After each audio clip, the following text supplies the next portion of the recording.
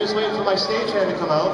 I'm going to make sure that he's ready to get this show on the go. Indeed he is. Perfect. So bring out something good, Chris. Bring out something good, something nice. I prefer to get bit at the end of the show. I think it's a good showstopper, but I like to keep all my bites so I don't got to touch nothing else after. Seems to be the responsible thing to do. Alright, Isaac, come on out, buddy. For those of you who do not know, my name is not Isaac. My name is Mark Guerrero. This is Isaac. This is his art. Thank you, champion. This is a Colombian rainbow boa. Found in very many different Amazonian rainforests. We can find them in Brazil, Colombia, and very many other different subspecies that you really just have to bear with me. 2,800 species of snakes and over 3,000 species of lizards. It's a lot of names to remember. Yeah, so here you go, Isaac. Take your hook. There you go. When you have a good knowledge of reptiles from a very young age, this becomes very simple to do. Can you bring that back out, Dr. Chris, for me? This becomes very simple to do. Isaac's been working with reptiles since he was 2 years old. First snake he ever touched was a 9.5-foot Burmese python. Needless to say, when I put a 9.5-foot Burmese python beside my 2-year-old, it became very apparent I shouldn't own large constrictors in my home with kids.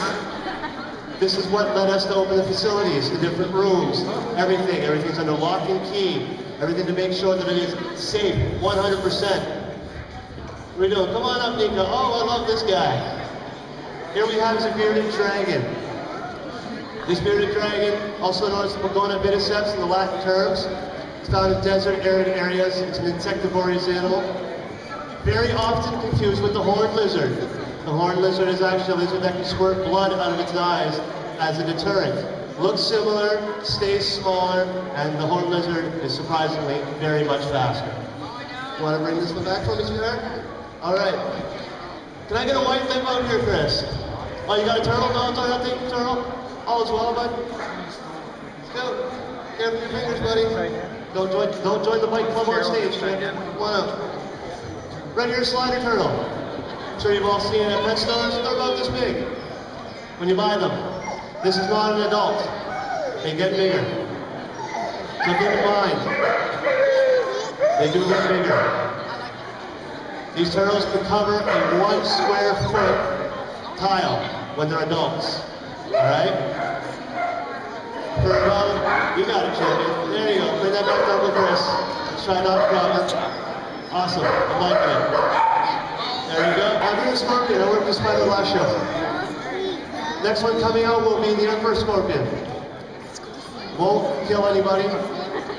One of the greatest roll of thumbs that you can do with scorpions. The larger the pincers, as ludicrous as it may sound, the larger the pincers, the safer the insect is. Thank you very much, Luca. Can you hold this there? Thank you. So as you can see, this is an emperor scorpion. I'll just cross through the crowd here so you get a chance to see it. I'd ask that nobody reaches out and touches it. They do have stingers. They're scorpions. They're not dangerous to the point where they're going to hurt somebody, but severe allergic reactions and things of that nature would not be uncommon. Small children, it's a hospital job. Not anything that I actually, oh sorry guys, not anything that I actually recommend for the youngsters, but definitely, you know, 10, 12, 14 years old, very much, oh, you sure you didn't want to pet it? I thought you came all this way to go pet it, mother. It's okay, I'm not going to go that far if you don't want to see it. So this is the emperor scorpion, another very widely found arachnid in the pet trade. A lot of the animals we have in the pet trade, a lot of the animals we have today are not found in the pet trade for absolutely really good reasons. What do you got there for me? A gecko, excellent.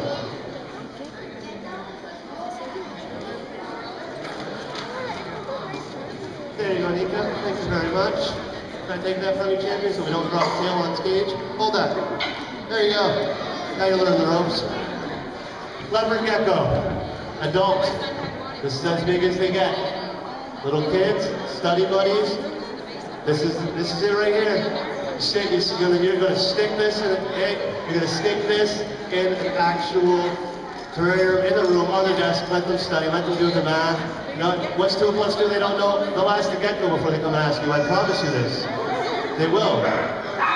And with any kind of luck, they'll count the proper amount of fingers, and they'll figure it out. Children that I've noticed that have in reading will read to these, okay? These animals do not judge us. The reason why we have these shows is to try and make it so that we don't judge them. But we don't get judged.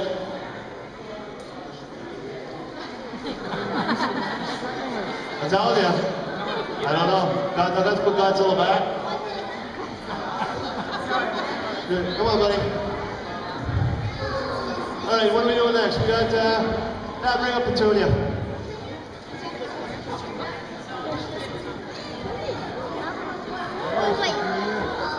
Boa constrictors. All right, I'll take this from you. Thank you very much. I'll be handing it back to you off stage. All right, thank you. Her name is Petunia. Okay? The average boa constrictor, true red tail, will get to about 15 feet. The Colombian boa, which is this, BCI, boa constrictor imperador, you're looking at about 8 feet. Petunia here today is 9.5 feet. It's also what's referred to as one of the records for this species.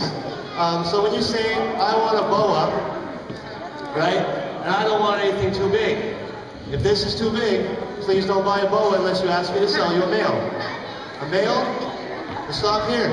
At my foot, to the head. Just a touch smaller around, all the same look, all the same feel, not as much snake to deal with. As you can see, boa constrictor, not trying to eat me. There's a reason why I set it on stage as I walk beside it.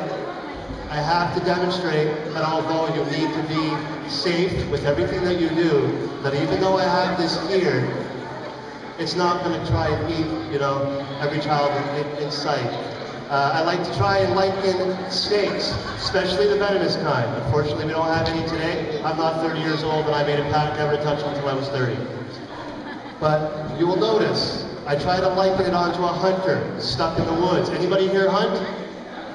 All right, we're all in a pet. Awesome. Okay, I'm going to give you a 12 gauge and 6 shells, and I'm not going to feed you for a week. You're not going to be blowing away the squirrels, are you? Venomous snakes, their venom is created by protein.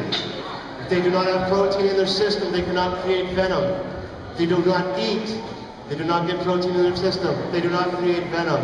If they chase you and bite you, they're wasting gold on something they can't eat.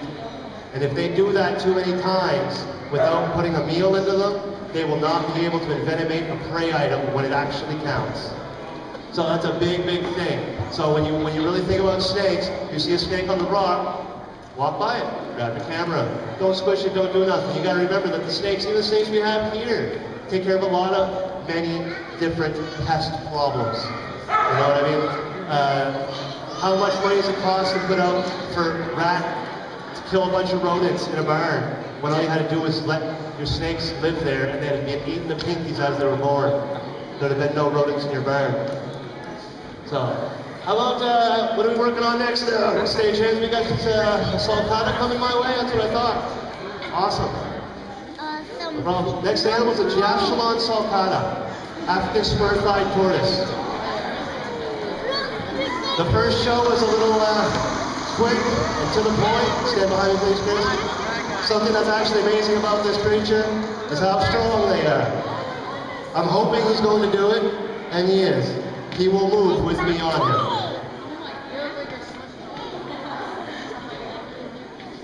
Oh, he's trying.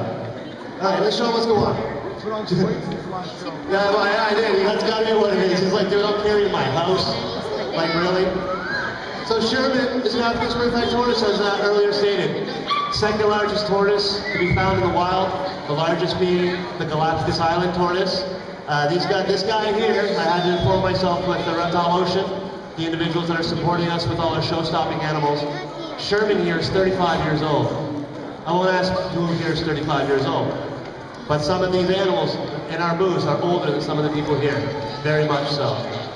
The Giashalon, the Galapagos Island tortoise, is the one that is huge, that you see kids in pictures with a carrot.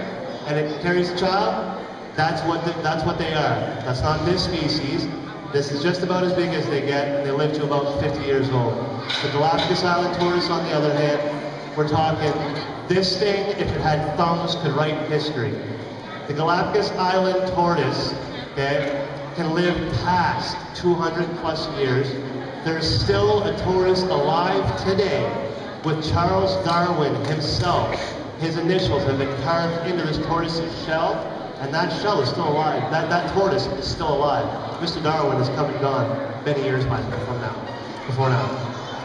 So we can, maybe that. All right, well, I'm going to come down here. You want to grab some prada off? Merci beaucoup, Jeannot. We'll prendre ça.